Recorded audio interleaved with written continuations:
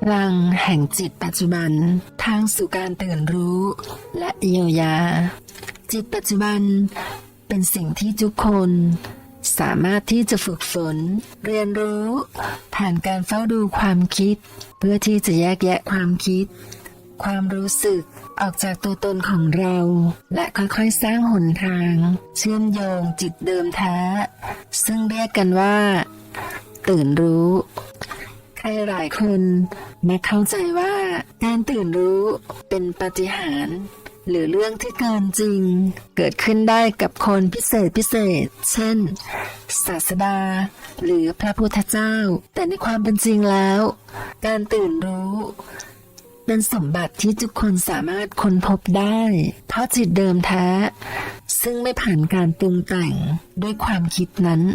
เป็นธรรมชาติที่มีอยู่ในตัวมนุษย์ทุกคนเราจึงสามารถที่จะตื่นรู้ได้ที่นี่และเดี๋ยวนี้ถ้าเพียงแต่รู้วิธีอุปสรรคที่ขวางกั้นระหว่างเรากับการตื่นรู้คือความคิดเรามักจะไม่รู้ตัวว่าเรากำลังคิดความคิดจึงกลายเป็นตัวของเราไปโดยปริยายการยึดติดกับความคิดนั้นทำให้เราตัดสินผู้อื่นสร้างตัวตนจอมปลอมสร้างอัตตาขึ้นมาและอัตตานั้นจะปิดกั้นเราจากผู้อื่นส่วนใหญ่จึงตกเป็นทาสของความคิดถูกความคิดครอบงำและเราเชื่อว่าความคิดนั่นแหละคือตัวเราการแยกความคิดออกจากตัวเราทำได้ง่ายๆโดยวิธีเฝ้าดูตัวคิดการเฝ้าดูตัวคิดนั้นคือการฝึกฟังเสียงในใจคอยสังเกตความคิดที่วิ่งวนในหัวของเราขณะเดียวกันก็รับรู้ว่ามีผู้สังเกตนั่นคือตัวของเราเองเมื่อฝึกทำเช่นนี้พลังของความคิดจะลดน้อยลงเพราะเรารู้แล้วว่าความคิดกับตัวเรานั้นสามารถแยกออกจากกันได้ความคิดไม่ใช่ตัวเราทำให้เราเป็นอิสระจากความคิดนอกจากการเฝ้าดูความคิดหนทางที่จะช่วยดึงจิตออกจากความคิดได้อีกทางคือการพุ่งความสนใจไปที่ปัจจุบันขณะหรือที่เรียกกันว่าการทำสมาธินั่นคือการกำหนดจิตให้จดจ่ออยู่กับปัจจุบันจนเกิดความว่างและเกิดพลังของจิตที่แยกจากความคิดได้ทั้งการเฝ้าดูความคิดและการทำสมาธิสามารถฝึกฝนได้ในชีวิตประจำวันเช่นการกำหนดรู้ขณะก้าวเดินทำงานบ้านหรือกิจกรรมอื่นๆซึ่งการฝึกจิตนี้จะช่วยให้จิตแยกออกจากกระแสที่ไหลวนของความคิดเกิดภาวะที่เรียกว่าจิตว่างแม้อาจเป็นเพียงชั่วครู่ชั่วยามแต่เมื่อเกิดสภาวะนั้นจิตใจจะรู้สึกสว่างสงบเป็นหนทางแห่งการเกิดปัญญาอยู่เหนือความคิดเรามักสงสัยว่าจะดำเนินชีวิตโดยปราศจากการคิดได้อย่างไรในความเป็นจริงคือการดำเนินชีวิตยังคงต้องมีตัวคิดอยู่เพียงแต่เรา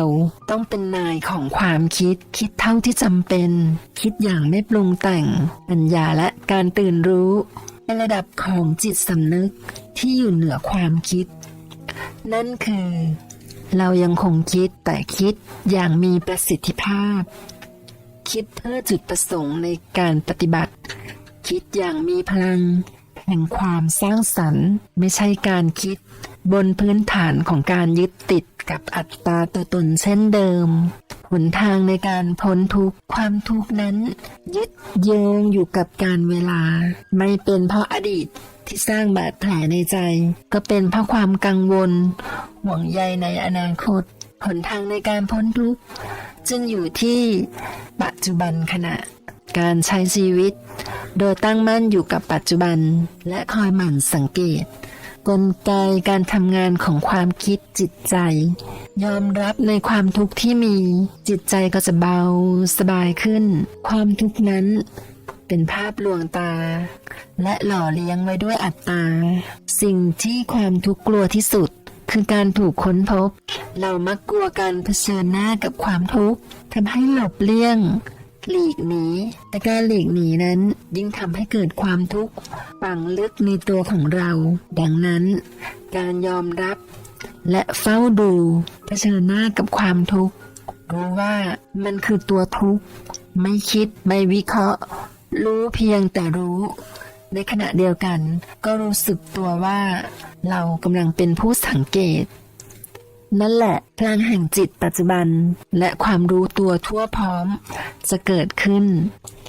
ลึกลงสู่ปัจจุบันความคิดและเวลาเป็นสิ่งที่ยึดโยงถึงกันอย่างแยกไม่ได้การยึดอยู่กับความคิดจึงเท่ากับติดกับดักของเวลา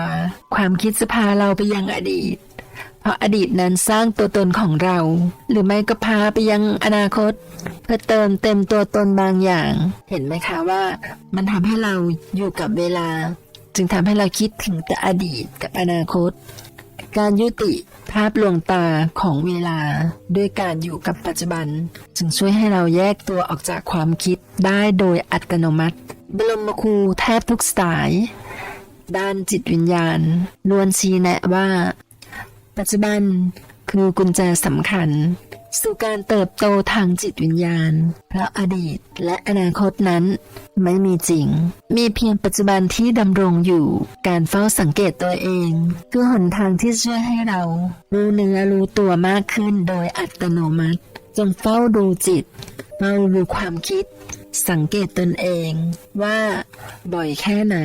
ที่เราปล่อยให้ใจลอยไปกับอดีตหรืออนาคตต้องระวังนะคะเพื่อนๆในจุดนี้สภาวะที่เราเฝ้าดูความคิดโดยรับรู้ว่ามีตัวเราเป็นผู้เฝ้าดูนั้นเรียกว่าสภาวะที่รู้ตัวทั่วพร้อมสภาวะเช่นนี้จำเป็นอย่างยิ่งโดยเฉพาะเมื่ออัตตาหรือตัวตนของเราถูกคุกคามเช่นถูกดูหมิ่นเหยียดหยามเรามักมีแนวโน้มจะขาดความรู้สึกตัวหรือรู้ไม่เท่าทันจิตแต่สภาวะรู้ตัวทั่วพร้อมจะทำให้พลังของอัตตาและตัวตนนั้นลดลงเกิดพลังแห่งสติที่ระลึกรู้ทดแทนและจะก้าวสู่ปัจจุบันขณะในระดับที่ลึกขึ้นต่อไปเมื่อเราฝึกฝนตนเองอย่างสม่ำเสมอก็สามารถใช้ในเชิงปฏิบัติช่วยให้การคิดการทำสิ่งต่างๆเฉียบแหลมขึ้นปราศจากตัวตนหรืออคติส่วนตนผู้ที่มีปัญญานั้นต้องมีสมาธิจดจ่ออยู่กับปัจจุบันในขณะเดียวกันก็รับรู้มิติของเวลาควบคู่ไปนั่นคือเรายังใช้เวลาทางโลกในการดำเนินชีวิตแนวทางการฝึกคือการวางแผนเวลาของชีวิตตามเวลาของทางโลกเมื่อทำภารกิจต่างๆเสร็จสิ้นให้กลับเข้าสู่เวลาทางจิตนั่นคือปัจจุบันขณะเพื่อหลีกเลี่ยงการยึดโยงกับอดีตและอนาคตเพื่อนๆค่อยๆจินตนาการภาพไปด้วยนะคะทำให้เพื่อนเข้าใจได้ง่ายยิ่งขึ้นชีวิตนั้นไม่ได้ตัดขาดจากอดีตและอนาคตแต่เราใช้อดีตเพื่อการเรียนรู้เป็นประสบการณ์โดยอาศัยเวลาตามนาฬิกาเมื่อจบภารกิจก็จะกลับเข้าสู่สภาวะปัจจุบันขณะนั่นคือเวลาทางจิตการคิดค้ำครวญเสียใจรู้สึกผิดกับสิ่งที่ผ่านมาเป็นข้อควรระวังเพราะนั่นหมายถึงคุณใช้เวลาทางจิตไปกับเรื่องในอดีตส่วนเรื่องอนาคตนั้นเราสามารถตั้งเป้าหมายของชีวิตได้ตามเวลานาฬิกาแต่ยังคงให้ความสำคัญกับปัจจุบันขณะก้าวเดินสู่จุดหมายเมื่อใดก็ตามที่มุ่งมั่นให้ถึงปลายทางจะลืมความงดงามขณะเดินนั่นอาจหมายถึงคุณลืมปัจจุบันขณะและใช้เวลาทางจิตไปกับอนาคตที่ต้องสร้างตัวตนปลายทางและเพื่อนๆจะทำอย่างไรระหว่างที่จะเสียเวลาไปกับอดีตและมัวแต่มานั่งคิดอยู่กับอนาคตที่อยู่แสนไกลออกไปในสิ่งนี้เพื่อนๆสามารถตัดสินเองได้เลยนะคะว่าจะอยู่กับอะไรที่จะทำให้เพื่อนๆมีความสุขเมื่อเราละทิ้งตัวตนปัญหาทุกอย่างก็เป็นเพียงสิ่งสมมุติพลังด้านลบและความทุกข์นั้น อย่างลากด้วยการเวลา เมื่อใช้เวลาทางจิตไปกับปัจจุบัน เราจะไม่พบว่า ปัจจุบันนั้นมีปัญหาอะไร เพราะปัจจุบันไม่ใช่อีก5 หรือ 10 นาทีข้างหน้า แต่เป็นเดี๋ยวนี้เมื่ออยู่ในสถานการณ์ชีวิตที่ยุ่งยากให้เราแยกตัวออกมาเฝ้าสังเกตสิ่งที่เกิดขึ้น รับรู้ทุกสิ่งตามความเป็นจริง เราจะพบว่ามันก็เป็นเช่นนั้นเอง จิตของเราจะขยับลงลึกไปถึงปัจจุบัน หากเรากังวลสงสัยว่า จิตของเรานั้นถูกเวลาทางจิตครอบงำไม่อยู่กับปัจจุบัน ใช่หรือไม่ทดสอบด้วยการตั้งคำถามกับตนเองว่า มันมีความเบิกบานปลอดโปร่งโล่งสบายในสิ่งที่เราทำอยู่หรือเปล่า ถ้าไม่มีแสดงว่าชีวิตของเราไม่ได้อยู่กับปัจจุบันนะคะ แต่ถูกมิติของเวลาครอบงำชีวิตถูกมองว่าเป็นภาระ ซึ่งในกรณีนี้ก็ไม่จำเป็นต้องเปลี่ยนสิ่งที่ทำแต่ควรใส่ใจกับวิธีที่เราทำหากเราสามารถสนใจใส่ใจสิ่งที่ทำมากกว่าหวังผลที่ได้ชีวิตก็จะอยู่กับปัจจุบันมากขึ้นและการอยู่กับปัจจุบันจะทำให้รู้สึกเบิกบานปลอดโปร่งโล่งสบายอย่างไรก็ตามการมีจิตปัจจุบันหรือสภาวะรู้ตัวทั่วพร้อมไม่ใช่เรื่องที่เกิดขึ้นได้ในทันทีที่ฝึกบางคนจึงไม่เคยได้เข้าสู่สภาวะที่เรียกว่าจิตปัจจุบันเลยในขณะที่บางคนอาจจะสลับไปสลับมาระหว่างจิตปัจจุบันที่รู้ตัวทั่วพร้อมกับจิตที่ยึดโยงกับความคิดเมื่อหมั่นฝึกจิตปัจจุบันก็จะกลายเป็นจิตหลักแทนจิตที่ยึดโยงกับความคิดในที่สุดสังเกตไหมคะว่าสิ่งนี้เราจะต้องพยายามระลึกอยู่เป็นประจำอย่างมีสตินะคะตราบใดที่เรายังตั้งมั่นกับจิตปัจจุบันมีสติรู้ตัวทั่วพร้อมเราย่อมเป็นอิสระจากความคิดการคงความรู้ตัวในชีวิตประจำวันจะช่วยให้เราอย่างลากลึกลงภายในนั่นหมายถึง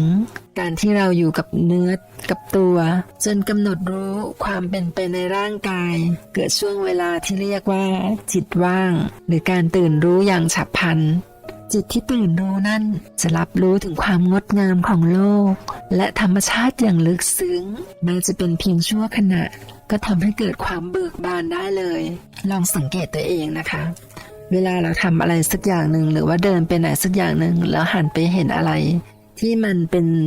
สิ่งที่อยู่รอบตัวพอเราเห็นแล้วเราจะรู้สึกว่ามันมีความหมายและทำให้เรายิ้มออกมาโดยไม่มีเหตุผลนั่นแหละค่ะคือการที่เรา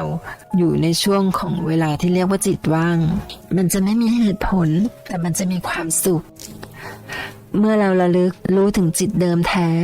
สิ่งที่เกิดขึ้นนั่นคือจิตเดิมแท้ระลึกรู้ถึงการมีอยู่ของตนเองหลุดพ้นการยึดติดรูปลักษณ์หรืออัตตาจิตจะกลายเป็นจิตบริสุทธิ์หรือจิตที่ตื่นรู้หรือจิตปัจจุบันอย่ายึดติดกับคำเรียกขานจิตปัจจุบันจะแทนโดยคำใดก็ได้นะคะอาจจะเป็นอัตมันหรือตัวตนในโลกตะวันออกหรือเรียกว่าพระคริสต์หากพระคริสต์คือแก่นแท้แห่งพระเจ้าในตัวเราเพราะท้ายที่สุดแล้วความจริงแท้นั้นมีหนึ่งเดียวอย่าสร้างตัวตนหรือกำหนดรูปลักษณ์ให้กับศาสดาผู้รู้แจ้งเพราะพวกเขาเหล่านั้นเป็นเพียงคนธรรมดาเท่านั้นสิ่งสำคัญคือการได้เรียนรู้สัมผัสถึงความจริงของจิตปัจจุบันร่างกายคือสื่อที่จะพาเราไปพบกับจิตเดิมแท้ในร่างกายนั้นมีชีวิตหรือจิตเดิมแท้อยู่ภายในช่องทางที่เราจะค้นพบจิตเดิมแท้คือการอยู่กับร่างกายและระลึกรู้ถึงการตั้งอยู่ในกายโดยมีลมหายใจเป็นตัวเชื่อมความรับรู้เพ่งความสนใจไปที่ร่างกายรับรู้ถึงสภาวะของร่างกายรับรู้ถึงสนามพลังภายในร่างกายกุญแจสำคัญคือการอยู่กับกายภายในอย่างมั่นคงรู้สึกถึงมันตลอดเวลาเมื่อกำหนดรู้ในร่างกายได้มากพอจะสามารถเชื่อมต่อกับจิตปัจจุบันหรือจิตเดิมแท้และต่อไปศาสตร์ในการเชื่อมโยงกับจิตเดิมแท้นี้จะพัฒนาเป็นรูปแบบชีวิตในระหว่างที่ฝึกฝน เราจะพบกับสภาวะอารมณ์ต่างๆมากมายที่จะชวนให้เกิดความอึดอัดขับข้องใจนั่นคือการต่อสู้กับความคิดและอัตตาการเรียนรู้ที่จะปลดปล่อยตนเองสิ่งที่เรารู้สึกคืออารมณ์ที่ตกค้างที่เราอาจไม่เคยรู้มาก่อนว่ามีในตัวเราจนเราได้เพ่งมองเข้าไปใส่ใจกับอารมณ์นั้นสำรวจว่าตนเองยึดติดกับอารมณ์ชนิดใดมีการตำหนิติเตียนโกรธเคืองที่คอยหล่อเลี้ยงอารมณ์หรือไม่ถ้ามีเป็นไปได้ว่าเรายังมีเรื่องค้างคาใจที่ยังไม่ได้ให้อภัยแก่ผู้อื่นหรือไม่ได้ให้อภัยแก่ตนเองการให้อภัยคือการปลดปล่อยและเลิกต่อต้านชีวิตในส่วนนี้ก็คือตรงกับคำพูดเลยนะคะคือเราต้องให้อภัยกับทุกสิ่งทุกอย่างเพื่อทำให้เรารู้สึกผ่อนคลายแล้วก็เบาสบายมากขึ้นนี่ก็เป็นเทคนิคของการฝึกฝนนะคะสร้างสัมพันธ์ด้วยจิตที่ตื่นรู้ความสัมพันธ์นั้นเป็นสนามแห่งการเรียนรู้การตื่นรู้ช่วยให้เราได้ระลึกรู้ถึงอารมณ์ความรู้สึกต่างๆที่มีภายในตัวเราทั้งอารมณ์โกรธน้อยใจหึงหวงในสถานการณ์ที่ยุ่งยากของความสัมพันธ์ให้เราถือโอกาสนั้นในการเรียนรู้ที่จะเติบโตทางจิตวิญญาณโดยเฝ้าสังเกตรู้เพียงแต่รู้เมื่อเรามองว่าความสัมพันธ์คือสนามฝึกปฏิบัติการตื่นรู้ของจิตเราย่อมละวางการยึดถือในความสัมพันธ์และโอบอุ้มความสัมพันธ์นั้นด้วยจิตที่เมตตาต่อตัวตนของเรานั้นถูกถอนออกไปมีเพียงจิตเดิมแท้ที่เต็มเปี่ยมด้วยพลังแห่งความรักกระทำด้วยใจสิโลลาภเป็นภูมิปัญญาที่เรียบง่ายด้วยพลังแห่งการยอมมากกว่าต้านการยอมในที่นี้หมายถึงการยอมรับปัจจุบันขณะอย่างไรเงื่อนไขไม่มีพลังของความคิดเชิงลบในปัจจุบันขณะที่พบเจอโดยเฉพาะอย่างยิ่งเมื่อเจอกับสถานการณ์ที่ผิดปกติสิโลลาภจึงเป็นสภาวะของจิตที่น้อมรับปัจจุบันอย่างไรเงื่อนไขแต่ไม่ได้หมายถึงการสยบยอมแบบไม่คิดจะทำอะไรนะคะเช่นเมื่อเราติดลมแบบแรกเราจะตกใจบางคนอาจจะรู้สึกกลัวกังวลคิดไปต่างๆนานาเราต้องทำใจโดยสิโลลาภก็คือเรารู้ว่าเราติดลมเราไม่ได้ยอมติดลมอยู่ตลอดไปแต่เรารู้ว่าปัจจุบันเรากำลังติดลมโดยไม่มีความคิดหรือพลังงานเชิงลบจะทำให้เกิดปัญญาในการแก้ปัญหาได้ดียิ่งขึ้นหลายคนเวลาเกิดปัญหาอุบัติเหตุต่างๆจะโดนอารมณ์เข้าครอบงำแล้วทำให้เกิดความผิดพลาดหรือว่าปัญหาตามมานั่นแหละค่ะคือการที่เรายังไม่รู้เท่าทันของสติและอารมณ์ของตนเองเมื่อสิโลลาภเราจะไม่ต้องการกลไกการป้องกันตัวของอัตตาอีกเราไม่ต้องการหน้ากากจอมปลอมแต่เราจะกลายเป็นคนที่เรียบง่ายและตรงไปตรงมาสิโลลาภต่อความจริงที่เกิดขึ้นณขณะนั้นยอมรับทั้งสิ่งที่มันเป็นไปแล้วและสิ่งที่เป็นไปไม่ได้จากนั้นทำสิ่งที่ต้องทำหรือสิ่งที่จำเป็นต่อสถานการณ์นั้นการยอมรับทำให้คุณไม่สร้างพลังงานเชิงลบไม่สร้างทุกข์จิตจะปลอดโปร่งและเป็นอิสระจากการดิ้นรนต่อสู้เป็นยังไงบ้างคะวันนี้มายาวเลยนะคะเพื่อนๆแต่ถ้าเพื่อนๆยังงงก็กลับไปฟังซ้ำใหม่ได้นะคะเพราะว่าบทความนี้ดีมากๆค่ะวิธีการใช้พลังแห่งจิตปัจจุบันเพื่อการตื่นรู้จะทำให้ชีวิตของเราดีขึ้นหลักๆก็จะเป็นการฝึกสติการใช้สติให้อยู่กับปัจจุบันทุกอย่างจะต้องใช้เวลานะคะเพื่อนๆแต่ถ้าจะให้ดีอยากจะเข้าใจง่ายๆก็ต้องหาที่เงียบๆนั่งฟังแล้วค่อยๆพิจารณาไปด้วยกันจะได้เข้าใจง่ายขึ้นขอให้เพื่อนๆมีความสุขมากๆนะคะสวัสดีค่ะ